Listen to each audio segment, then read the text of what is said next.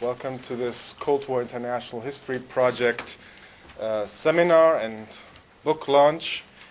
I'm Christian Osterman, direct the History and Public Policy program here at the center, which of course includes as our core project the Cold War International History Project, known to many of you as a by now 15, 16-year-old clearinghouse for the new field of Cold War international history.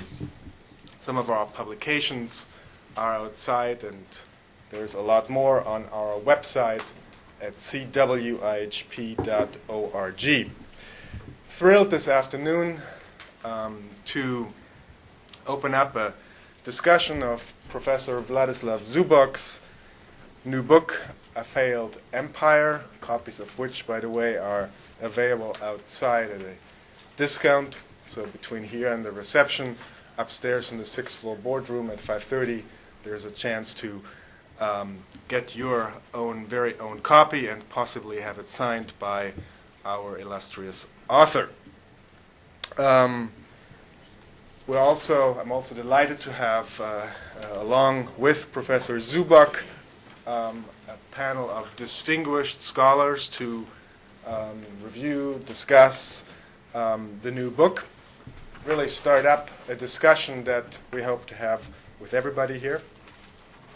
Ambassador Ray Garthoff, Tim Naftali will give comments, and Tom Blanton, who I'll introduce in just a second, will share the panel once I go off stage. Let me just make sure I get all the formalia out of the way. This event is co-sponsored, co-organized with the National Security Archive at George Washington University, as well as with the Institute for European, Russian, Eurasian Studies at George Washington University, directed by Hope Harrison, who unfortunately can't be with us today, but wants to make sure that she is looking forward, hopefully via the World Wide Web or the webcast, to this presentation. Let me point out a couple of upcoming events in case you'd like to join us over the next few weeks. Again, for an event on November 9th, we are airing Between the Lines, a documentary on the wall. On November 15th, the center is hosting the Yon Ratio Democracy Lecture. The speaker and the awardee will be Professor Anatoly Mikhailov, who is the rector of the exiled European Humanities University, a Belarusian institution that is now based in Vilnius. On November 28th, we're hoping to welcome here Willem Pretschan, a noted Czech historian and dissident, who will be talking about a new book of documents on Charta 77. That's November 28th from 4 to 5:30. On December 4th, we're holding another book launch for our colleague Greg Brzezinski, who over at Professor of History and International Affairs at George Washington University, and his new book on nation building in South Korea, Koreans, Americans, and the Making of Democracy. That's December 4th, 2007, 4 to 5:30 p.m. And Professor Bill Stuck, Distinguished Research Professor of History at the University of Georgia, will be giving comments. Excuse me, Christian, is that the one that had been postponed? Yes, that's right. That's the one that had been postponed. Let me not be remiss in thanking Tim McDonnell, if he's here. He's probably running around, our new program assistant, who has put the organizational touches on this event. And if you see him upstairs at the reception, do thank him. A lot of work is involved in organizing these events. And with that, let me turn it over to Tom Blanton, the chair of today's event. Tom, of course, is well known to most of you and really doesn't need an introduction. I couldn't, in any case, do him justice with just a few words, but let me just say, on the record, that he is the director of the National Security Archive at George Washington University. He's a former journalist, and he writes frequently on government secrecy and nuclear issues. He's on the board of directors of the Bulletin of Atomic Scientists and the author of White House Email, as well as a slate of forthcoming books, which include a document reader on the revolutions of 1989, which he's co-editing with Malcolm Byrne and Svetlana Savranskaya, as well as and Vlad Zubok, as well as a book on how to read documents, something I think that especially the college and high school students here might be interested in for future reference. Tom, as always, it's wonderful to have you here. You've got the floor. You can stay there if you like. Great. Thank you, Christian, very much. It's an honor and a pleasure, as always, to be Christian's partner in crime, multiple crimes, that of opening archives of the world and assorted other adventures.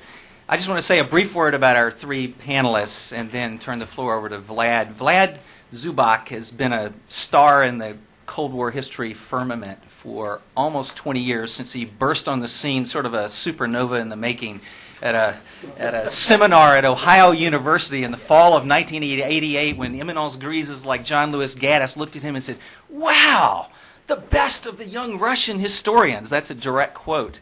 But I like to think of Vlad as sort of the Alpha Centauri of Cold War history, which is the star closest to the Earth. Only a few light years away. I've been so pleased to work with Vlad. Unfortunately, his prominence led him to become a traveling roadshow throughout the early 90s with a series of teaching and lecturing positions at more distinguished institutions than you can list. And finally, we lured him to the National Security Archive, where he set up our Russia programs and to extraordinary success. Won the Gelber Prize with Kostya Pleshakov for his book Inside the Kremlin's Cold War, shared the Peabody Award for the phenomenal CNN Cold War series, to which he was one of the key advisors. I can't wait to hear what he has to say about this failed empire, because I remember when the book title was The Enemy That Would Not Fight. Only a couple of years ago. But it's an honor and a pleasure to be here with Vlad, who has been, I feel, my partner for 16 years now, and I look forward to a lifetime of more adventures. Next to me, Ray Garthoff, who, among many other distinctions, Ambassador Garthoff is one of the main reasons the National Security Archive was lured to the Brookings Institution in the first place. His two books on my shelf, Détente and Confrontation and The Great Transition, have the dubious distinction of having more Post-it notes attached to the pages of those two volumes than any other two volumes probably in the entire Gelman Library of George Washington University. They are essential to any of us, and I look forward to his comments.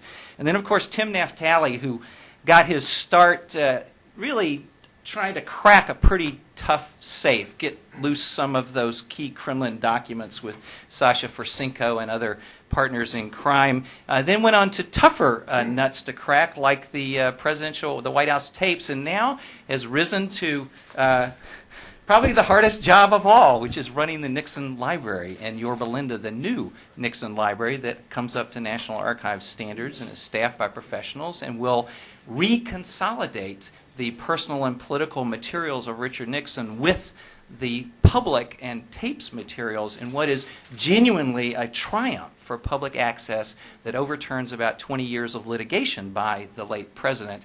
And I give Tim enormous credit for this, although I'm sure he has as many partners in this victory as we do in the overall project. So let me just ask Vlad to give some minutes of summary and comments and highlights of the book, then ask Ray to give his in-depth critique, and ask Tim to bring up the rear with his inimitable quick and dirty insights. All right? Dirty. Vlad, the microphone is yours. Okay, maybe I'll stand up. I'll stand up. See the audience. I'm really thrilled to be back in Washington from Philadelphia, and just 12 years passed since I was here presenting my previous book with Kostya Pleshakov, Time Flies. but I see that the interest in the Cold War is an abiding interest. Looking at this audience, looking at this absolutely fantastic panel with discussants whose books actually allowed me to be brief, because I could always use the references to their books that are much more complete on certain important episodes of the Cold War. So I could use them as the Old Testament to be New Testament, in a sense. I'm sorry for that comparison. When you have such a chairman as Tom Blanton, you always have to come up with responses to unexpected remarks. If I presumably started as a supernova, I hope I will not end as a black hole. Millions of years from now. Millions of years to live, yeah, exactly. Which leads me to the story of the Soviet Union. Nobody expected that supernova to become a black hole so soon and so suddenly. It ended up an implosion, as we know now, but who could have predicted it?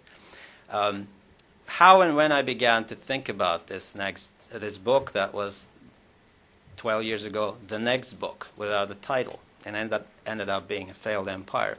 At that time, I was involved with some others present here in a CNN documentary, Cold War, produced by a remarkable British film director, Sir Jeremy Isaacs. And I would never forget when he took us to Covent Garden Opera, together with Tom, I believe, and we began to discuss that enormous project covering several decades of world history.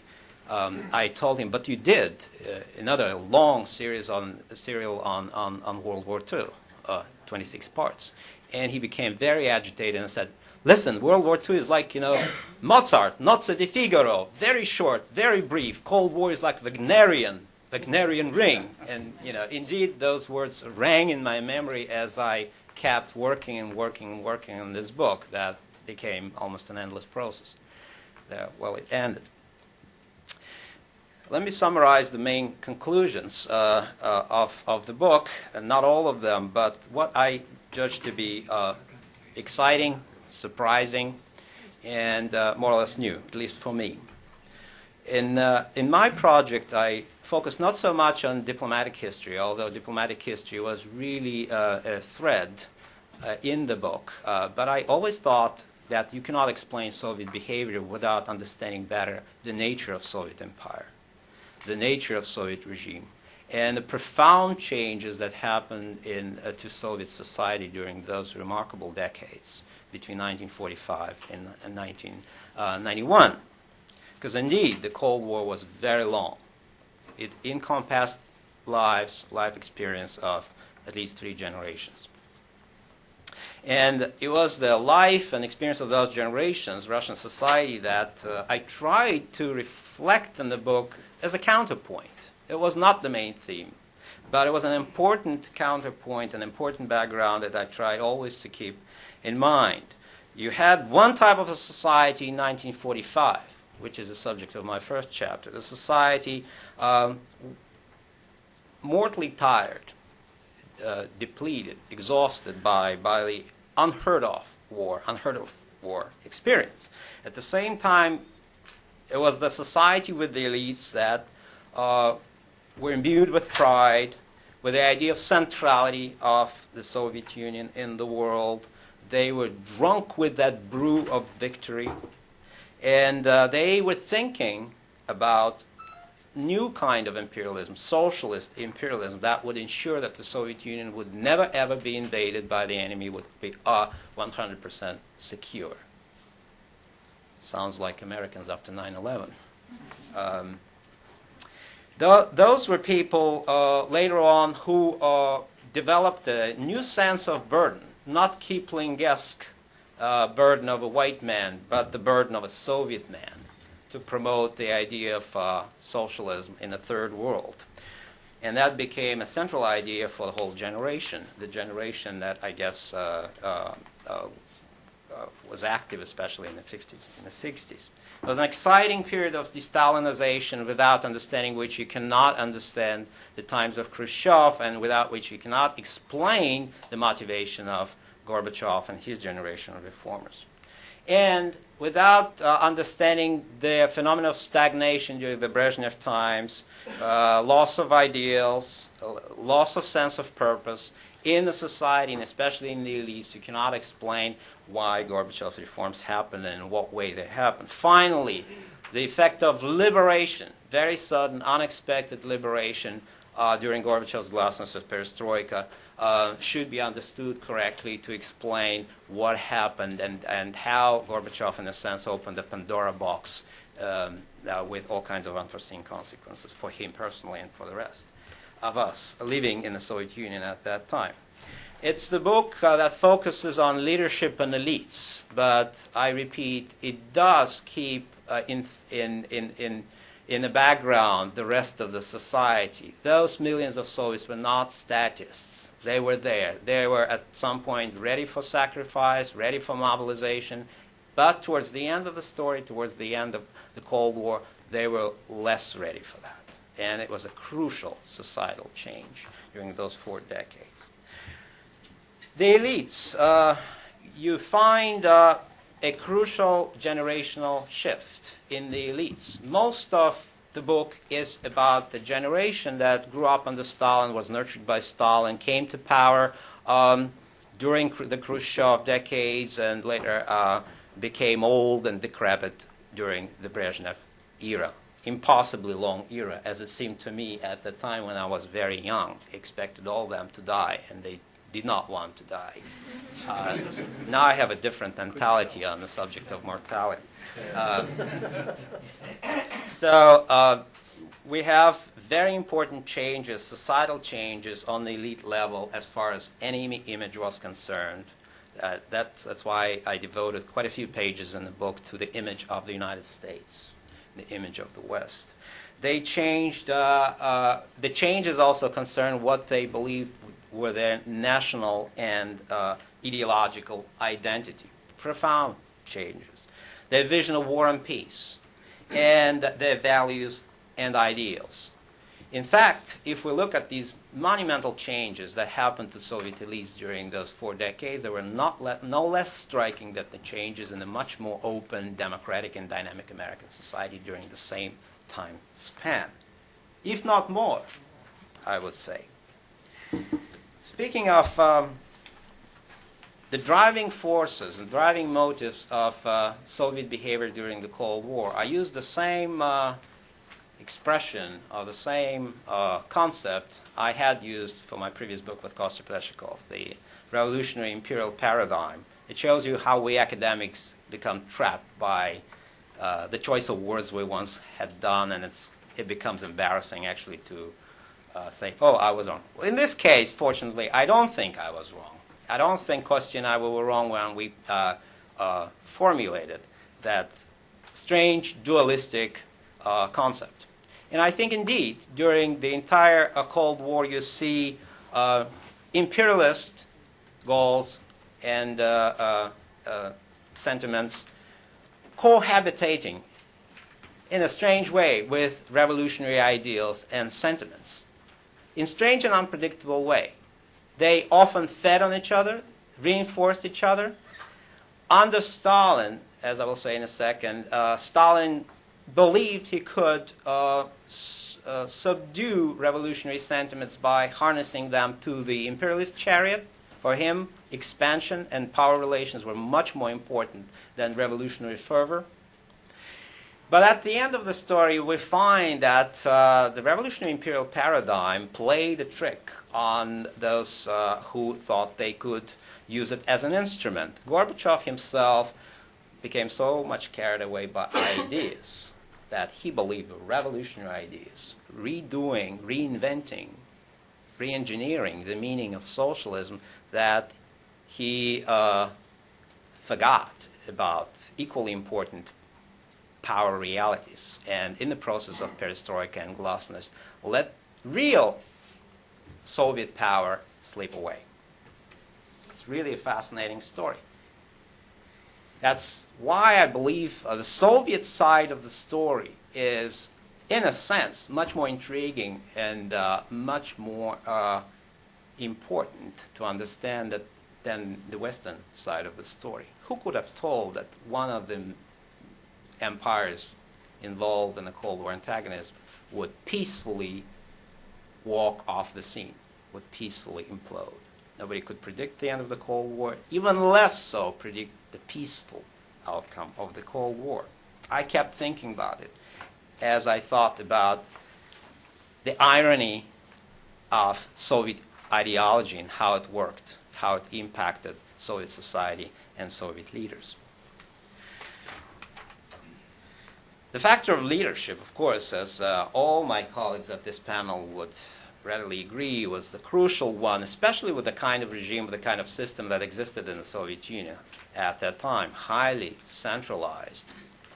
Even in today's Russia, it is probably, centralized enough to, when we look at Putin as a key figure, when we try to understand what happens in Russia today. Less so, much less so when it was under Stalin, Khrushchev, Brezhnev, and Gorbachev. It still is.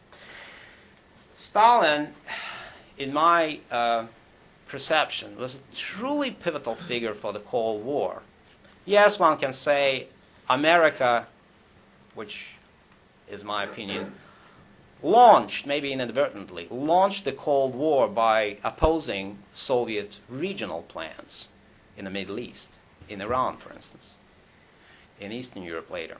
But it was Stalin that mobilized its own proverbial fabled will and the resources of the Soviet society, weakened by 27 million dead, by incredible destruction during World War II, to oppose the most powerful nation in the world. And it was not a mean feat to try to persuade, to cajole, to force the giant nation exhausted by World War II to fight another war, a new kind of war with unforeseen, unpredictable results. Stalin's will, Stalin's decisions, Stalin's programs defined to a great extent the longevity, the fact that the Cold War lasted for decades. His space programs ensured that the Soviets would launch the first Sputnik. His atomic programs ensured that 20 years later the Soviet Union would reach practically in nuclear parity with the United States. So it was Stalin that was a key figure. Stalin's perceptions of the world fit my definition of the imperial revolutionary paradigm, with more emphasis on imperial. As I've said, Stalin believed he was a practitioner of realism. So when I began to write this book, I called Stalin a realist, and that got me into a heated discussion with some of my reviewers and colleagues. Stalin the realist. So I added quotation marks. Stalin the realist? Which is to say, yes, Stalin read lots of books. He knew very well about Bismarck. Maybe he knew Bismarck more than any one of us does. But at the same time, he was a Marxist-Leninist.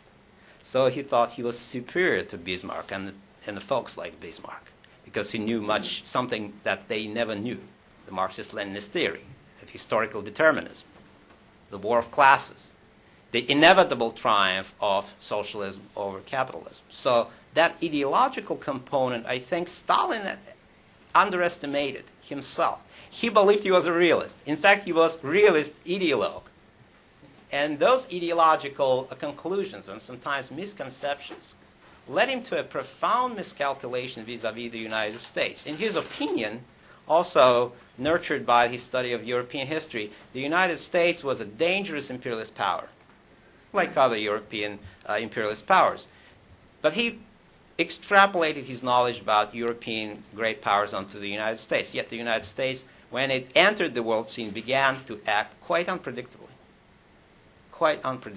as another major ideological messianic power, something that surprised Stalin probably, and caught him with his pants down, in a certain sense.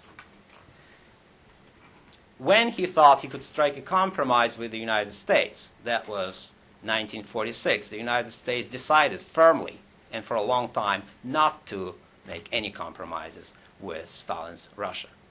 And it was a decisive moment in launching the Cold War.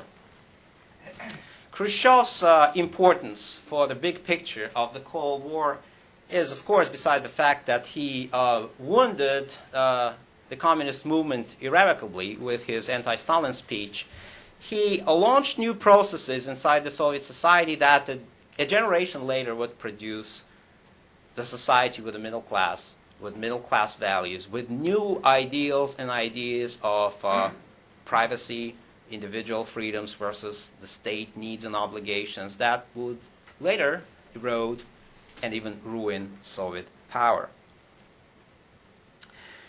Brezhnev's role in the Cold War fascinated me a lot. One thing, because I grew up under Brezhnev. Most of my Soviet period was under Brezhnev. Second, because everybody dismissed him as a blubbering fool, that guy who couldn't pronounce a single Russian word correctly. Therefore, the historiography on Brezhnev is practically non-existent. It's appearing now before our eyes. Of course, there are revisionists who jump at the task to repraise Brezhnev. For me, Brezhnev belonged to the generation burned by war. And it's clear that he reflected in his attitude towards détente that almost primeval desire to keep peace. Because he knew about the war so much. He watched the war so closely. Like Khrushchev, but Khrushchev, Tim Naftali would, of course, correct me if I'm wrong, but for Khrushchev, his fascination with new technology, with quick fixes, his fascination with the opportunity to make the world safe for communism and at the same time safe for the Soviet Union by frightening Americans out of their wits and then offering some kind of a deal on Soviet terms. For Khrushchev, it was the matter of his personality and temperament. Brezhnev was more characteristic of the wartime generation. Brezhnev, like the rest of them, was horrified by Nikita's frolicking and dancing on the bomb. And through the entire tenure, at last, as long as he was healthy, Brezhnev tried hard to repair the damage done by Nikita Khrushchev and bring the Soviet Union to that position where he could sit calmly and negotiate with the United States from the position of strength. Now, another thing that Brezhnev could not understand, as well as Khrushchev, as well as Stalin, that he was dealing not just with a great power, he was dealing with an ideological and messianic great power, the United States of America, where survival is never enough, as we know.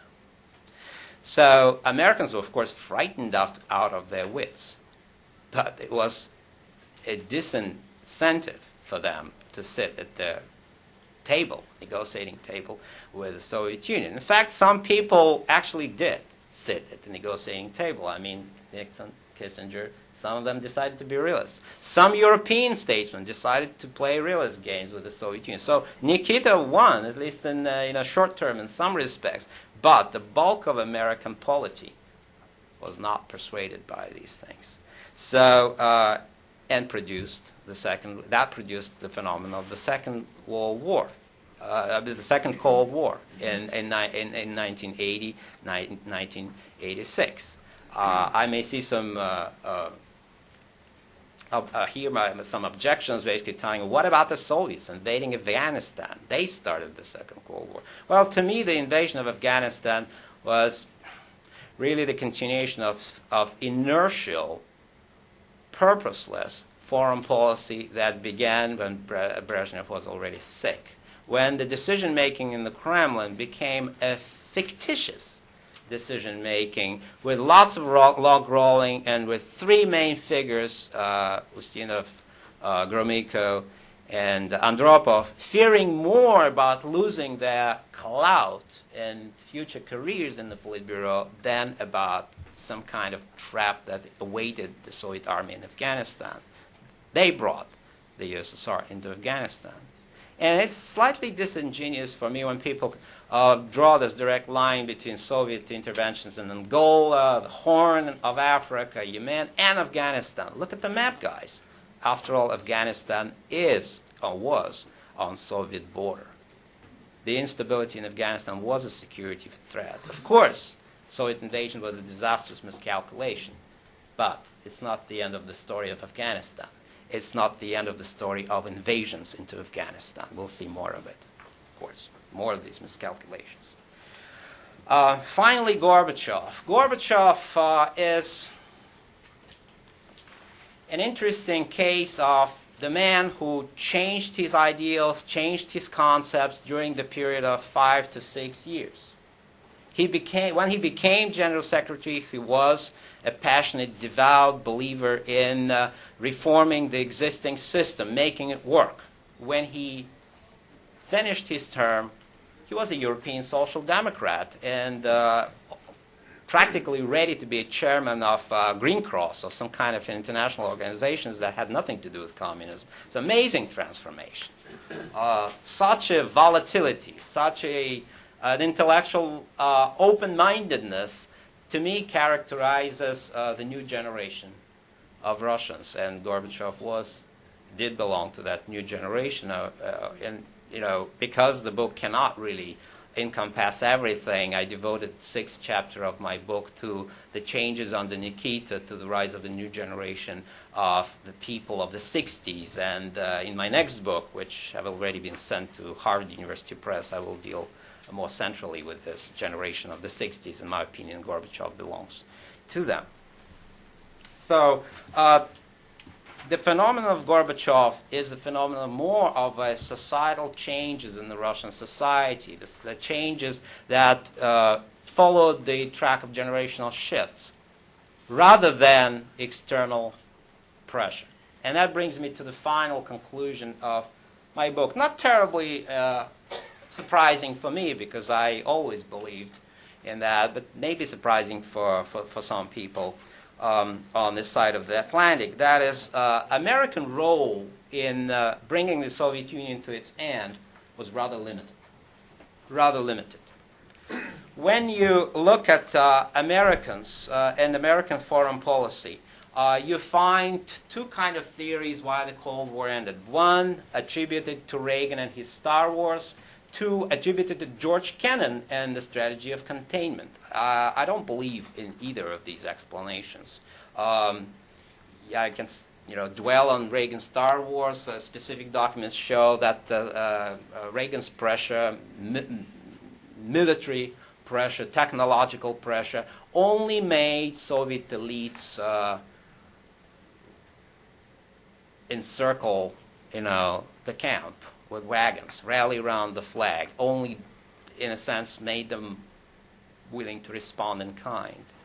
It was quite a miracle that Gorbachev came up with asymmetrical responses later on.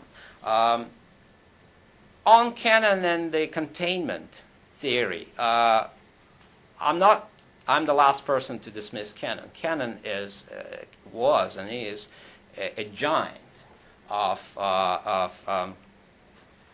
Western international thinking.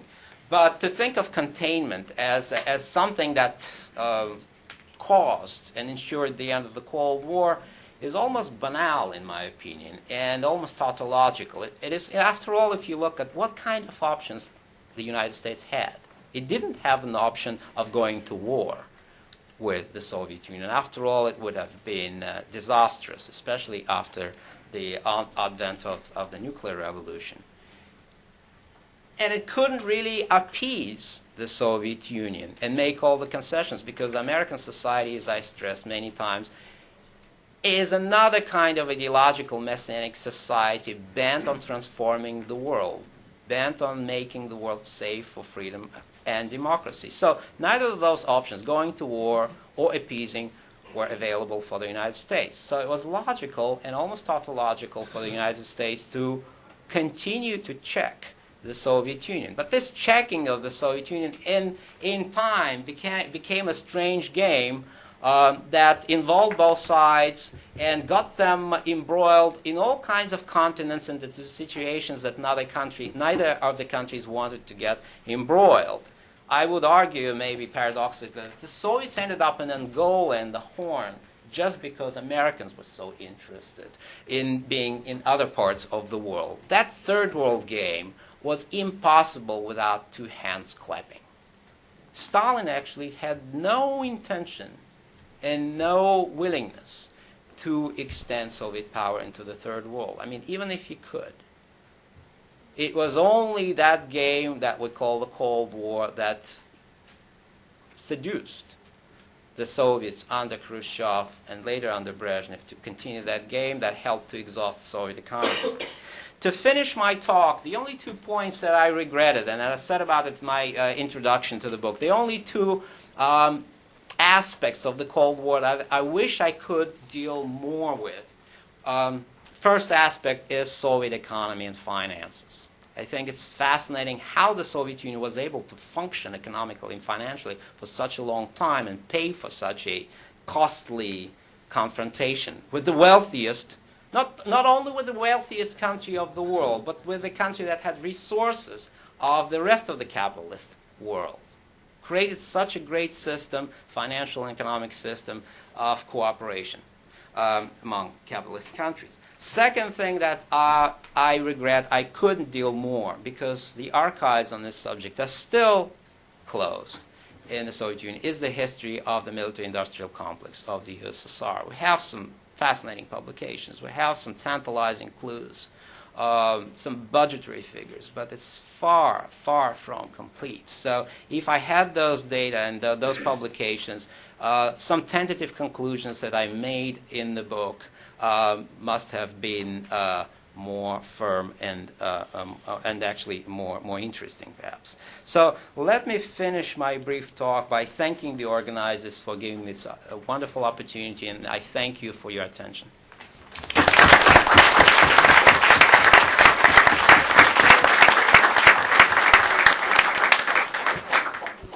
Ray, we're going to take about 10 minutes. Yeah. 10 minutes? I thought I had an hour. Oh, yeah, go ahead. We'll stop you. I think it's a very fine book, very useful book and important one. Vlad Zubok has the advantage of being a Russian-American historian, and I emphasize all three parts of all three words. Having the experience of growing up in the Soviet Union, plus, of course, knowledge of the language and of the system and ability getting, getting to many of the more or less released sources. He has advantage over most American historians.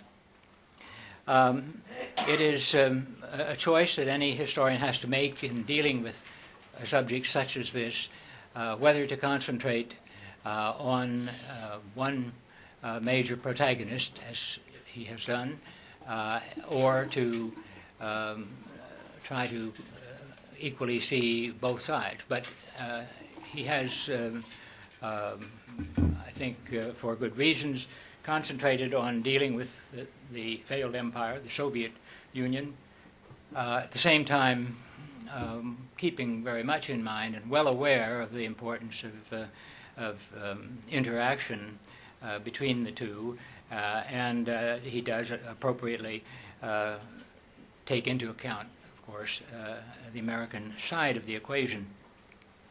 The Soviet-American confrontation in the Cold War, he states, from the start was geopolitical and ideological.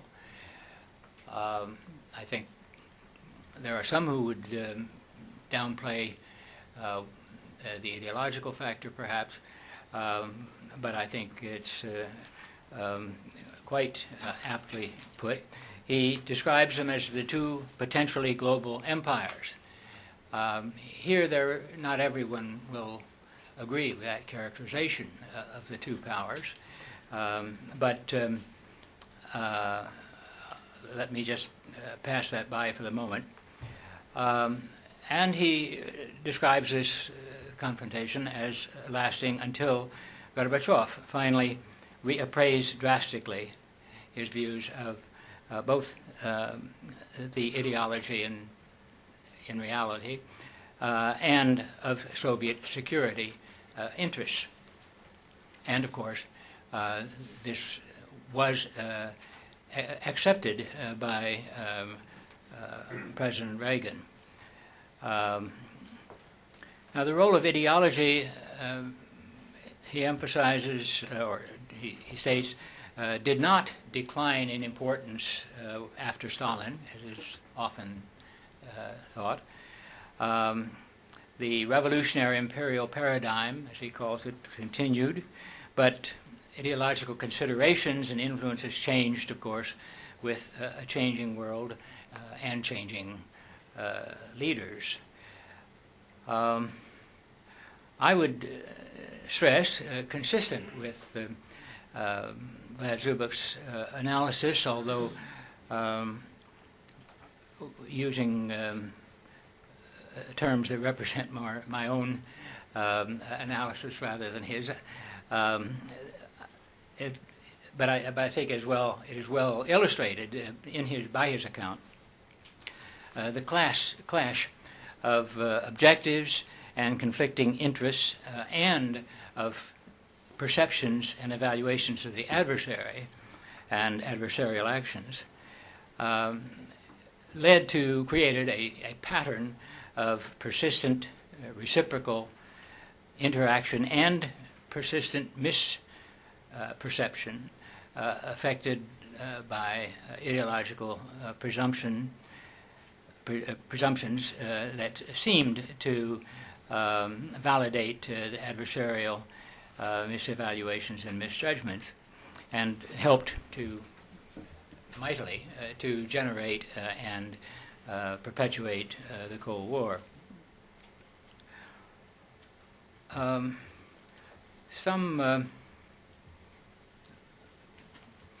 There's likely, I think, to be some disagreement and some criticism of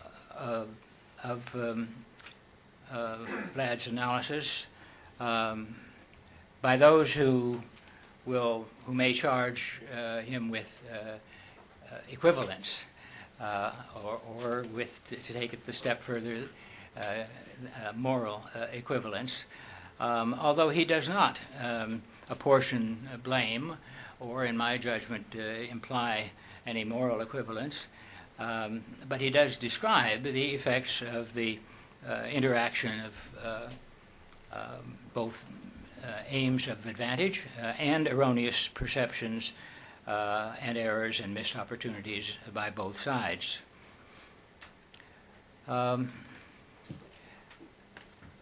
There may be some historians, Richard Pipes, for example, who will take issue with Vlad's argument that the personalities of leaders and the role of great men, of leaders, is an important element in history. I see no reason why that argument should be posed in extreme terms in any case. I think it should be a matter of analysis and evaluation, what role particular leaders played in particular situations. And I think that Vlad's analysis is entirely correct in putting the emphasis that he does not on an exclusive role of leaders, but on a leading role, make the redundancy explicit. And in tracing through the specific actions and roles of the major, of other leaders and elites more generally as well, but principally, of course, the main leaders through this period of the Cold War, Stalin, Khrushchev, Brezhnev, and Gorbachev.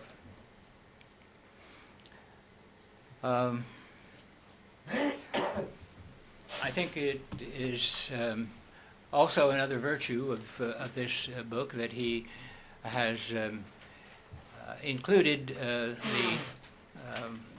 the cultural background, if you will, of the role of leaders and the role of events in tracing through this period of this small slice of history that looms large in our thinking, the Cold War.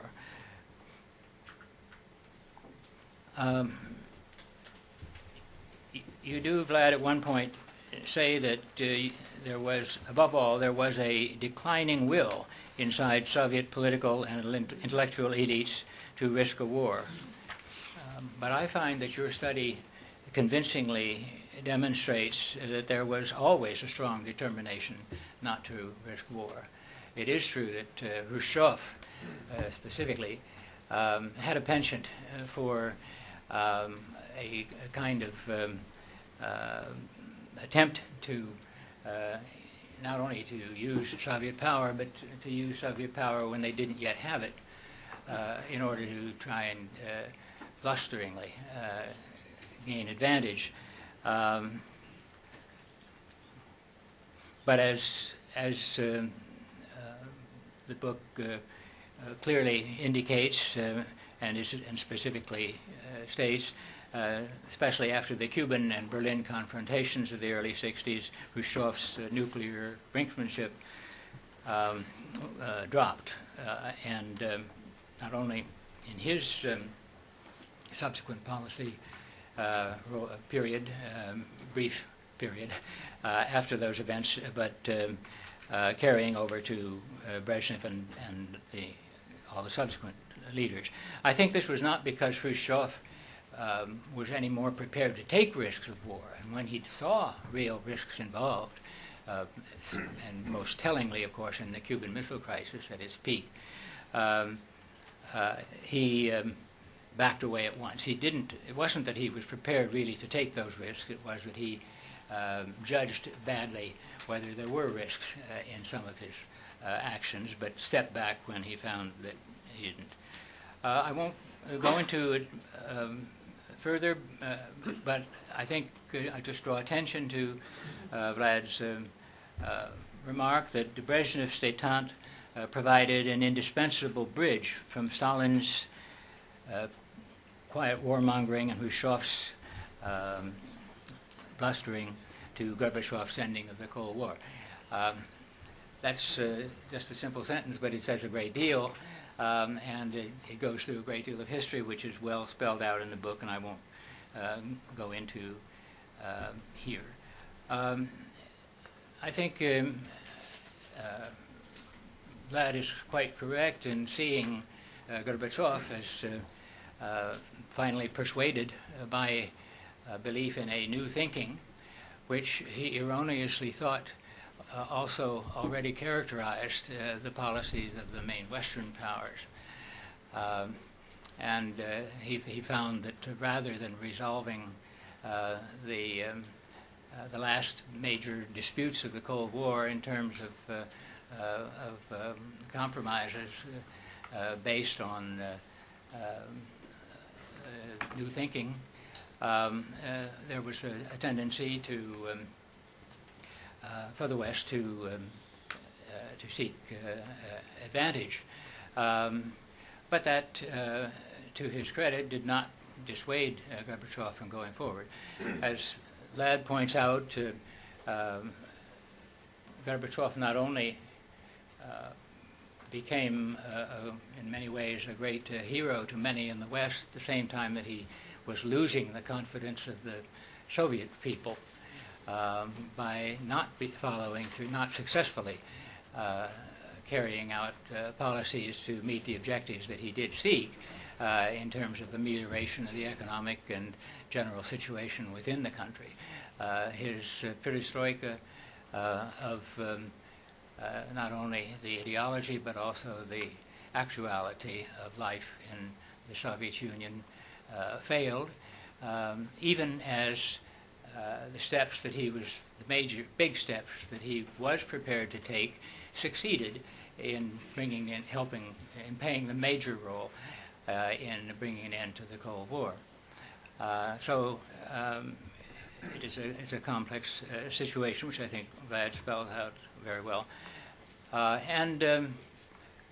In concluding, I would say that I found, looking for them, of course, as a reviewer who would, for errors, and there are a few, and they are not many, and they're inconsequential. So I don't need to mention them. I only mention it to let you know that for this. there are one or two points where I don't entirely agree with you, but I must say there are few. And in any event, it is, I think, a major contribution, and one that should have an important influence as we all go forward with continuing studies of the Cold War.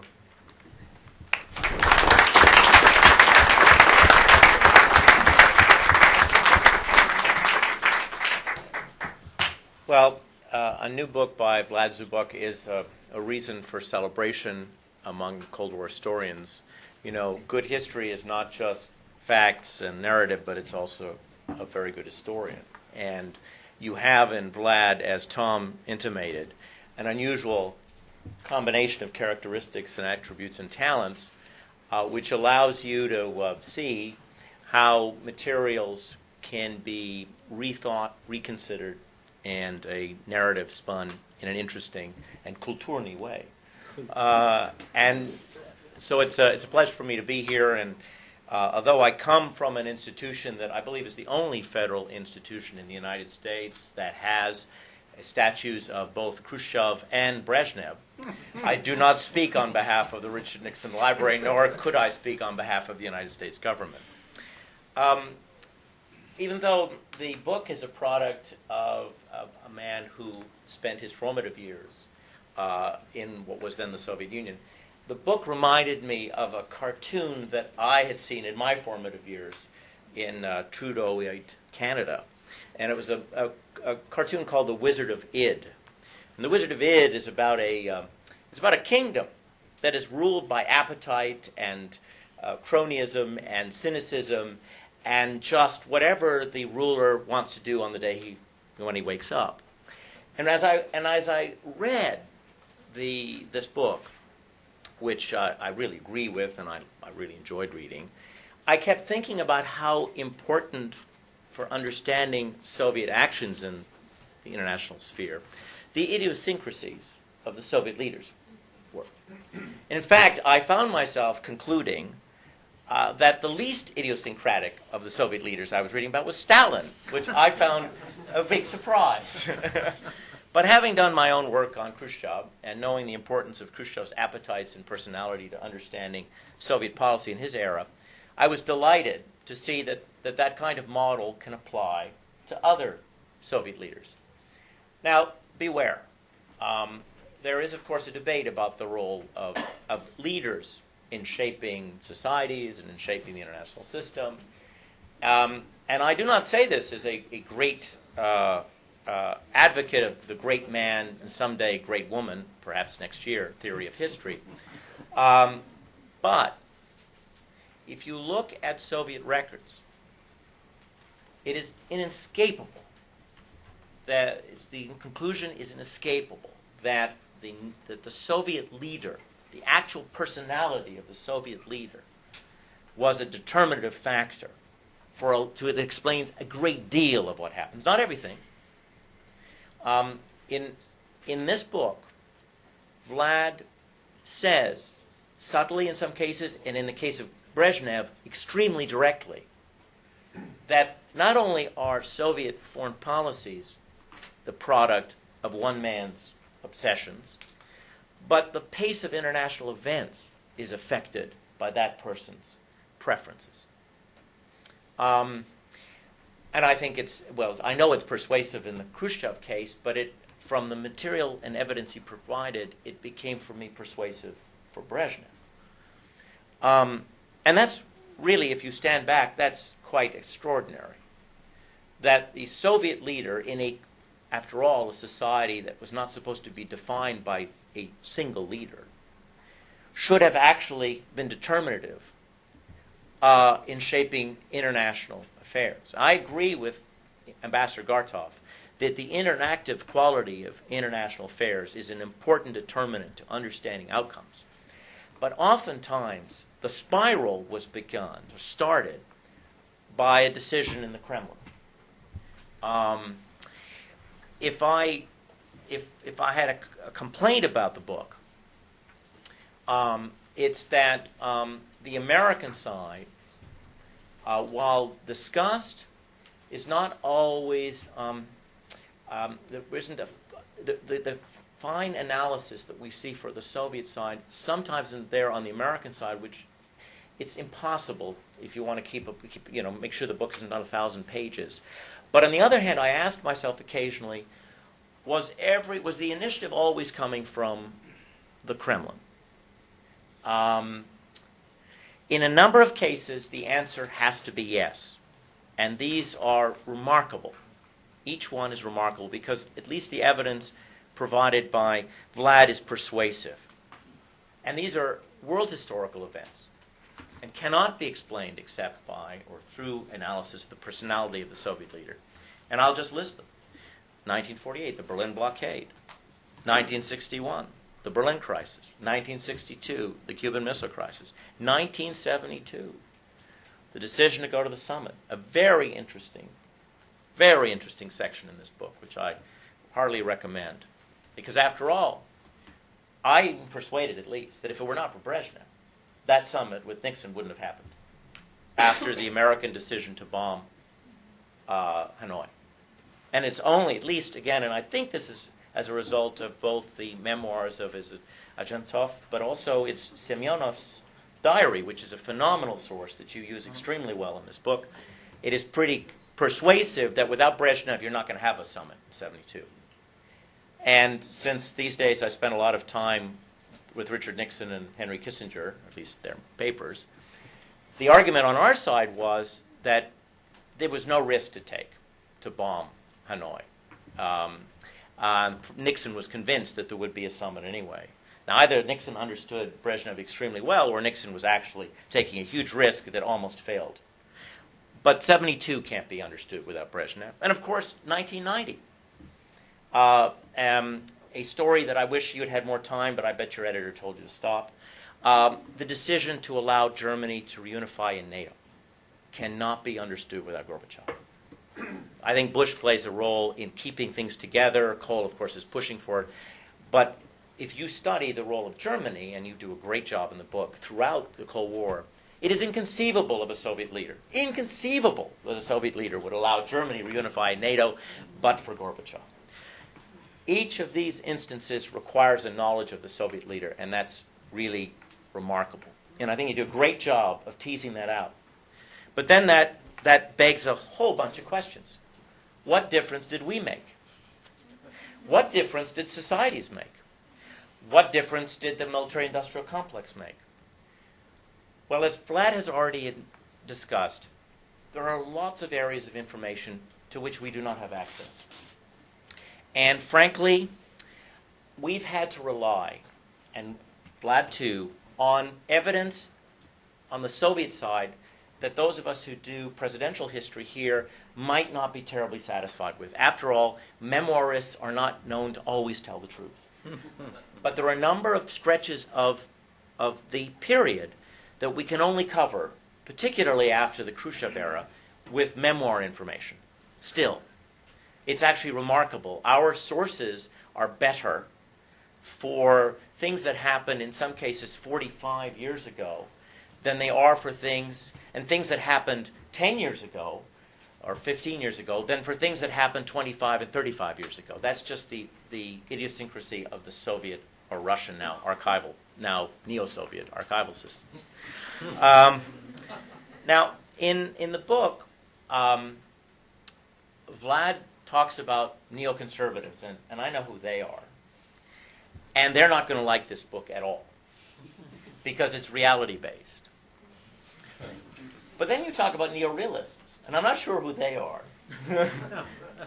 But I think Vlad's concern is that, at least from the book, you seem to be arguing that there are scholars who believe that Soviet leaders were reality-based, and that, in fact, they weren't, and that ideology so blinkered them that they couldn't possibly engage in the cost-benefit analysis that certain foreign scholars, perhaps, have attributed to them. And what's great about that argument, we still don't know what role ideology played. We don't know, and I listed some possible descriptions of ideology. Could be, is it a goad? Is it a corset? Is it a pistol? Is it a narcotic? Is it Diet Coke?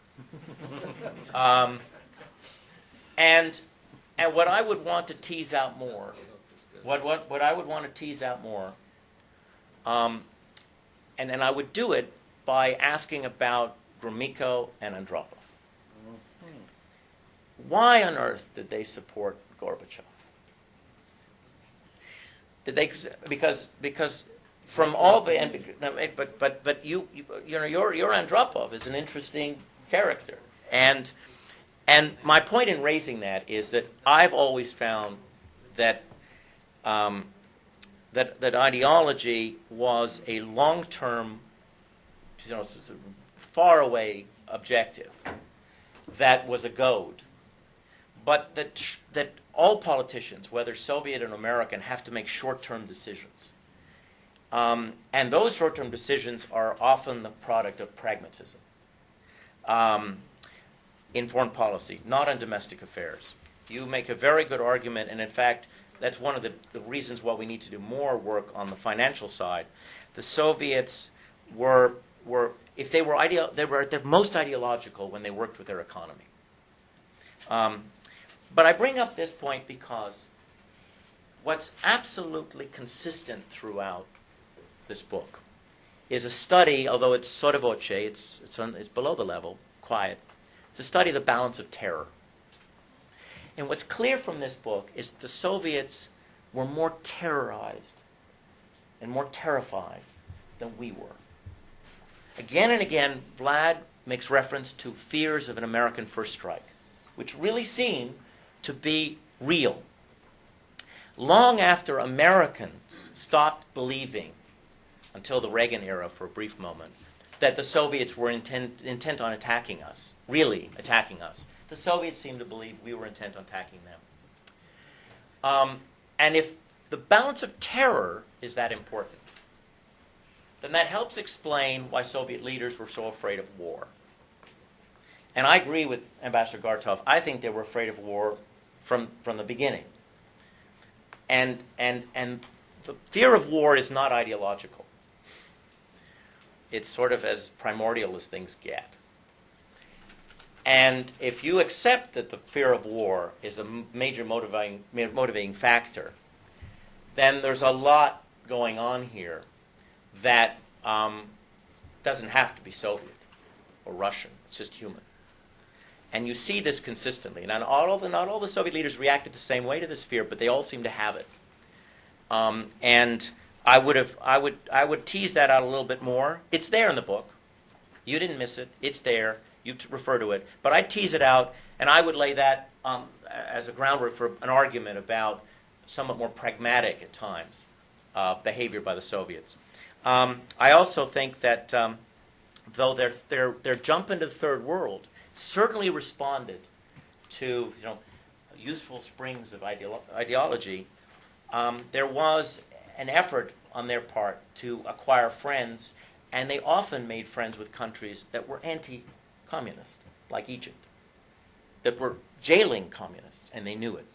But they saw the advantage, and Egypt, as you mentioned in the book, is an extraordinarily important plum for them, a great thing that they acquired. So this is a wonderful book. It's now a classic already. How about that? You got two. I'm writing it down. You're right. You're already a classic. And it's going to give heartburn to people who argue that the Soviets had a plan for conquest.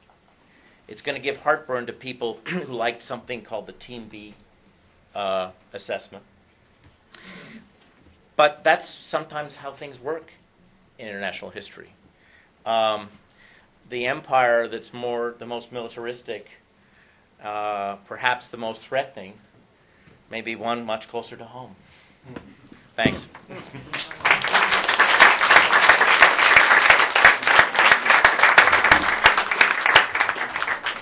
I think I'd like to open it up for questions, but let me just close with one comment that I will steal from Ray Garthoff from Journey Through Cold War, in which he comments on the Team B exercise, which, as everyone remembers, was the critique by Richard Pipes and others of Team A, that is the CIA. And I think Ray, at one point in his memoir book, says, except now we know both Team A and Team B were wrong. In fact, we needed a Team C that would assume, say, a Gorbachev and the end of the Soviet Union. Well, I think now we've got it. Team C is to my right. But let me open up to questions. Jim Hirschberg, and then I think we have a microphone right there.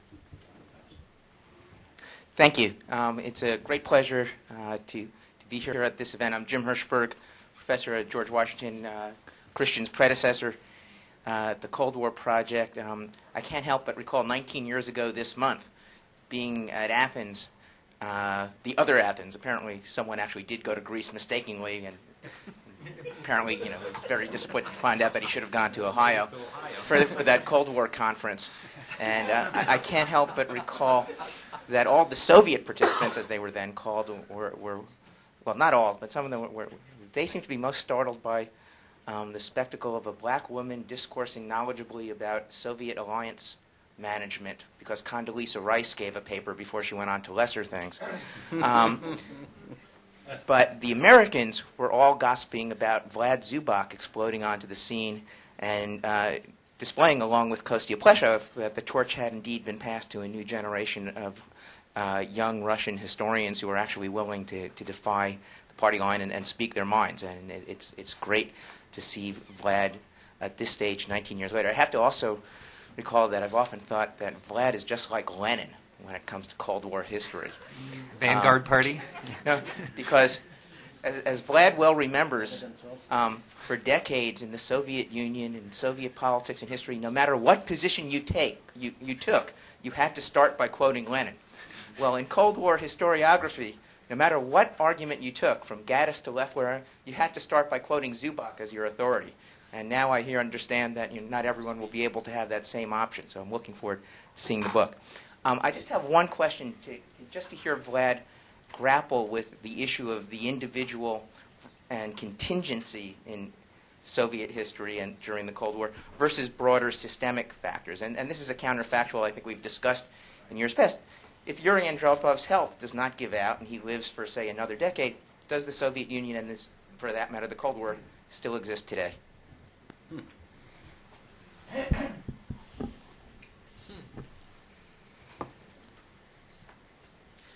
Well, let me say about Andropov. Andropov was very sick already, so he could not have possibly lived until 2007. I don't think Just so. another decade. So maybe another decade, but the generational shift was imminent in the 80s, and it was long overdue. And with that generational shift, new ideas and new approaches had to come. And the degree, the scope of problems that accumulated in the Soviet society, the burden of the empire, which is a subjective thing, but it was felt profoundly by the growing number of people, even those people who profited from the empire by lining their pockets in those Soviet semi-colonies in Africa. Even they began to see the absurdity of that empire. So, in my opinion, the more we know about what really happened inside the Soviet society after Stalin, the more we would understand how, well, I hate the word inevitability, how determined and over-determined were those changes that happened under Gorbachev. It's quite another matter that those changes could have led to what happened, actually, the complete implosion of the Soviet Union, or could have ended in some other scenario that many Russian observers, especially now, like to call the Chinese way, without really understanding what it means sometimes, but they keep doing so. So yes, the role of individual was crucial. I agree with Tim on this, and can give more and more examples. When we get access to the complete and unabridged diary of Leonid Brezhnev, I'm sure a better book will be written about his role in the détente, but so far I used whatever tidbits we could find. Right here in the front row, and then you back there, and then come up here. Just please identify yourself briefly. Jerry Olick, retired intelligence analyst. I agree with you that the collapse of the Soviet Union wasn't caused by Reagan or containment. However, I would pose this question, that perhaps the reason it collapsed was systemic and indirectly because of the arms race. The arms race and this paranoia that some of us believe existed among the leadership toward the United States resulted in this crazy use of resources for the military. And that the collapse then results from that indirectly. The West is part of it. I would like your opinion on what, if this holds any water, and second, if it doesn't, what do you think were the factors? Maybe it's in your book, but you haven't said today what you believe was the reason the Soviet Union collapsed.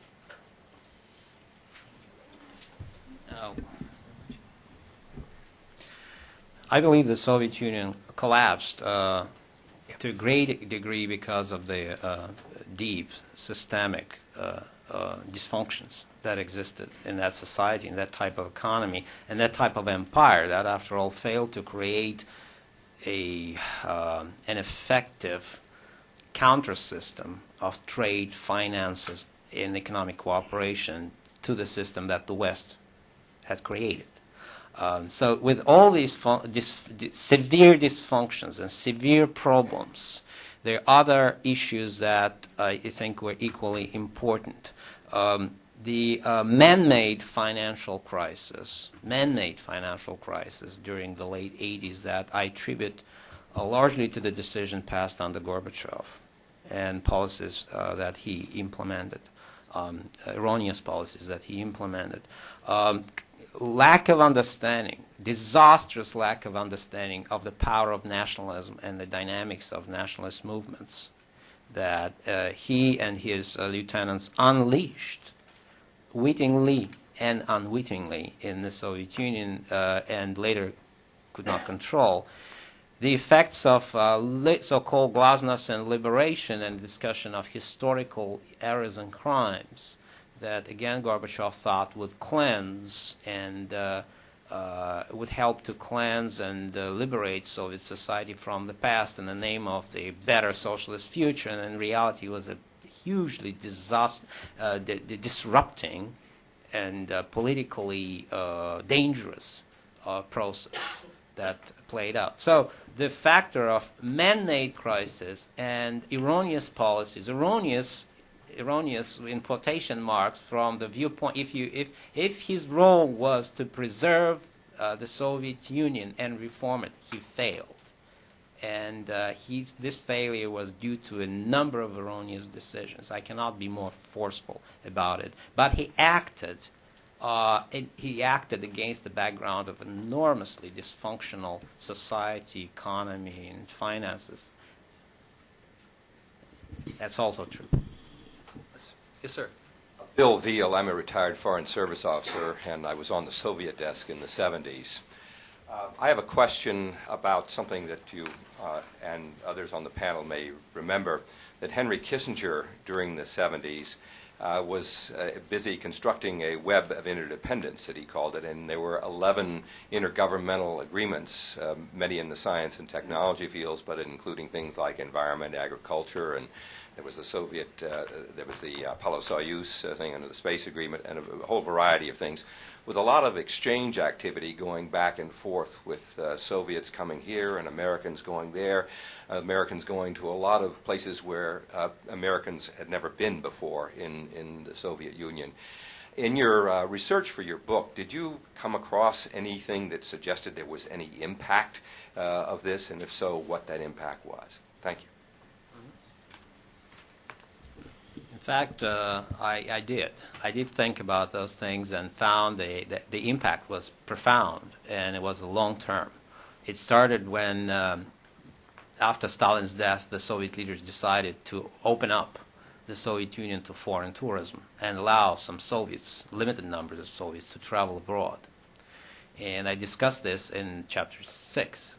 I had no time to discuss that to that extent in the chapters about Brezhnev and Dayton, but I think I did mention that it continued to play an important role, and the fact that there was a highly visible and vocal dissident movement inside the Soviet society, using openly support of the Western press and using the logic and, of human rights during the 70s was in part the result of that half openness. To add one more reason why the Soviet Union collapsed would be a paradoxical conclusion that the reason that because it was collapsed, because it was half open. Had it been completely closed, it would have survived, like China did. Winning time to reform itself, coming up with a model, but it was half open, half involved in world trade and economy, half spoiled by being that half open. And certain decisions, tough decisions that would have been available in the condition of hermetic closeness were not available in that type of a society that emerged, well, let's say, by the end of the 70s. Right here, and then Don next. Tap it and see. Nope. Is there a little button on the side? Switch on. To the bottom. Oh, okay. Got it. Hi. Still not on. Hello. There you go. I'm Caitlin Haug from George C. Marshall High School, and Ambassador Garthoff talked about how the conflict between U.S. and Soviet objectives and leaders and interests, well, obviously it contributed to the Cold War, but I want you to explain how post-war Europe and specifically post-war Germany exemplified this conflict.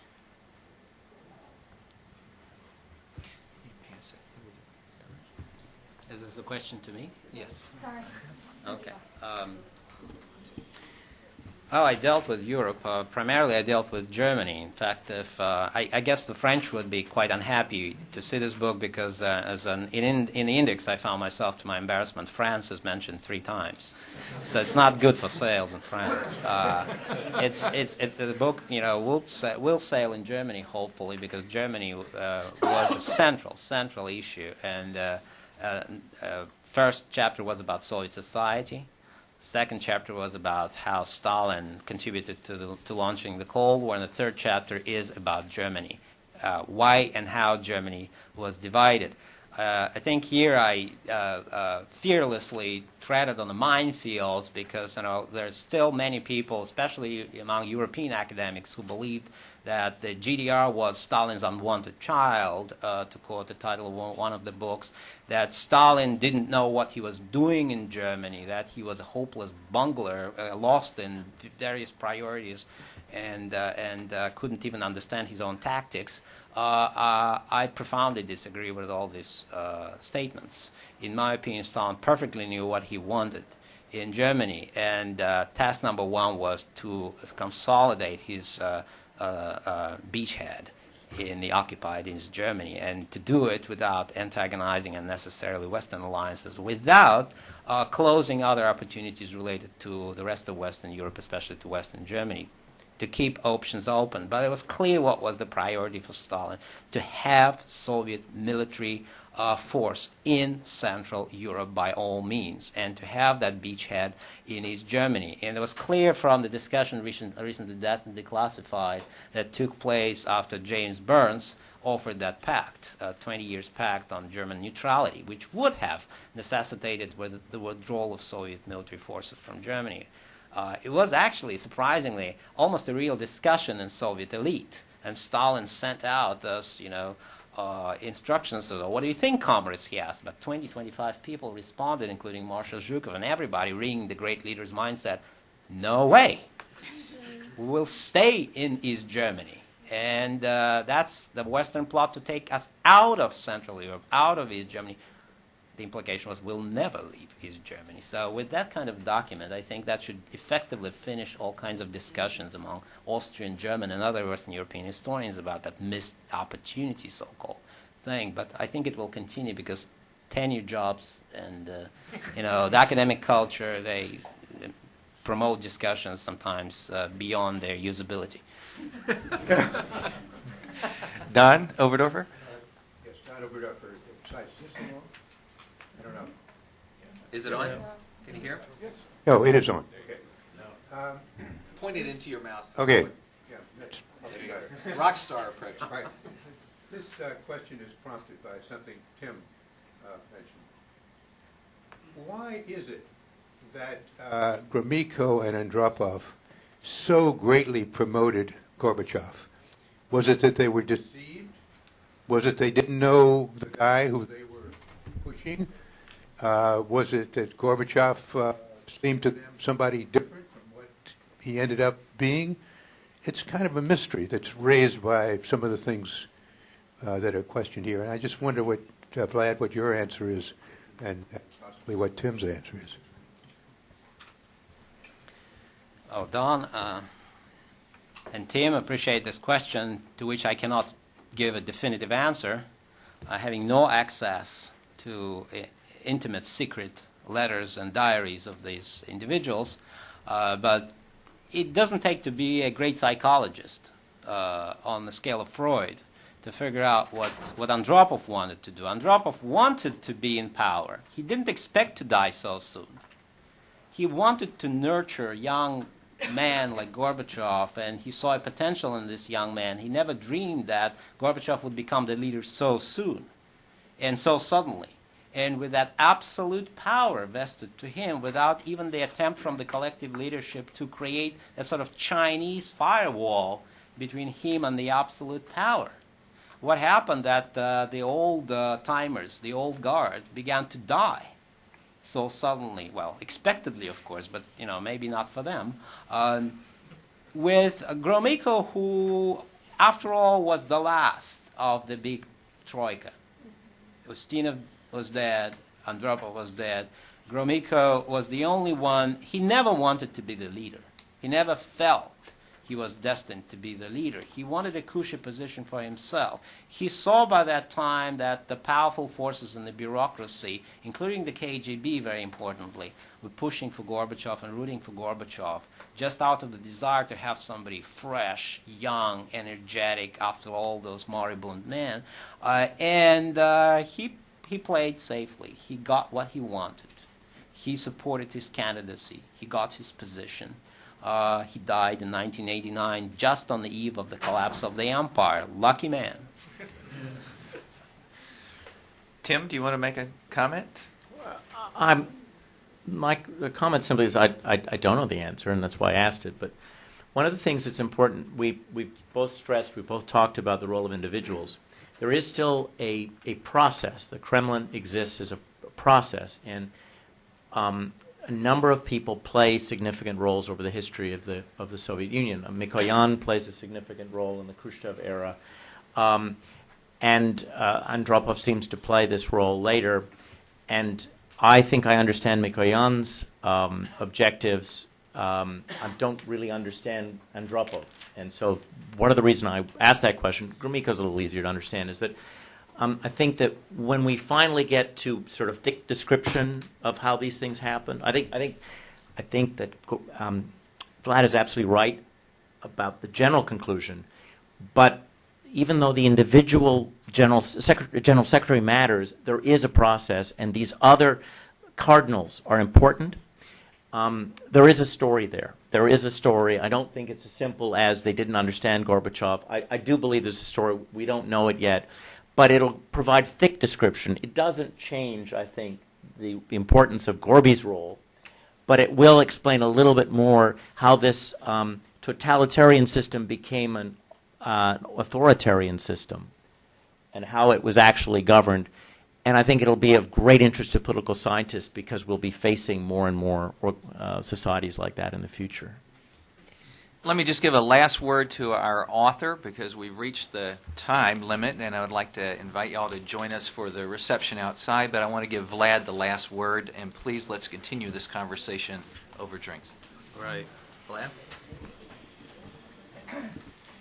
Well, I thank you all for your questions, and I'm particularly grateful to the panel raising other points that I could not about the book, and even especially for Ambassador Garthoff's words that there are few mistakes and they're inconsequential. That's the best praise that anybody can get after writing a thick book, many words, many paragraphs, many pages, with infinite potential of mistakes in it. I would like to, in my concluding word, to actually, I was provoked by Tim's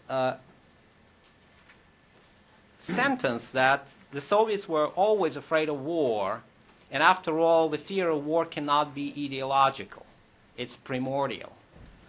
Well, let's think about it for a moment. Yes, fear of war is, fear of death is primordial in every one of us, but fear of war can be ideological or can relate to ideology. In fact, some powerful ideologies that we know of that existed in the 20th century dealt very effectively with the fear of war and pushed millions of people into carnage by basically neutralizing that fear of war.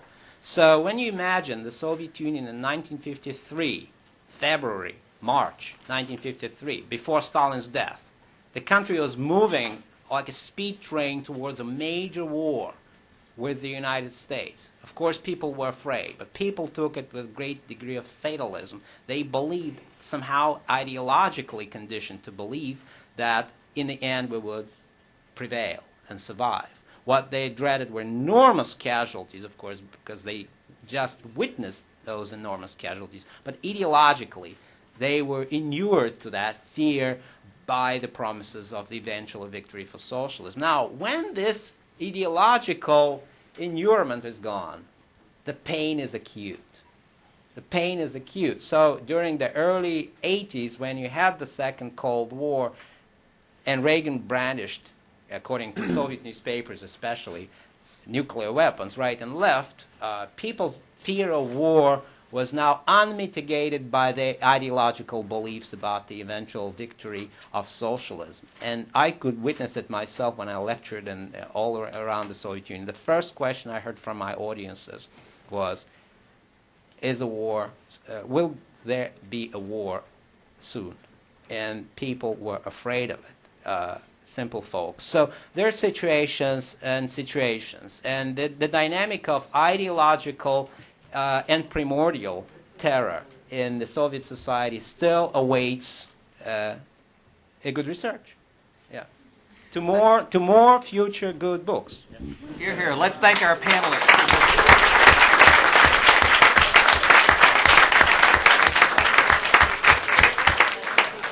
The reception is actually in the 6th floor boardroom, one floor up. I didn't clap. That was great. That was a great summary. Really well done. I also love the answers to the questions. No, this is super. It's super great. And also some good questions from students. Really, really nice. I didn't give you. I figured you were going to tap me on the arm if you wanted to get into that last question. You wrote about it at the I thought you were going to a succession, but There might be some good stuff.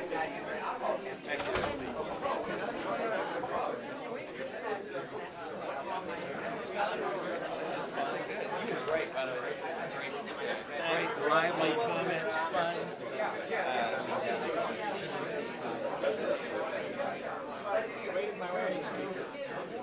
Thank you. Condolences. No, it's a great. Tim Naftali did say, like, you're rabbit. Don't throw me into that briar patch. Don't throw me into that briar patch. And they threw him into it. And he's happy.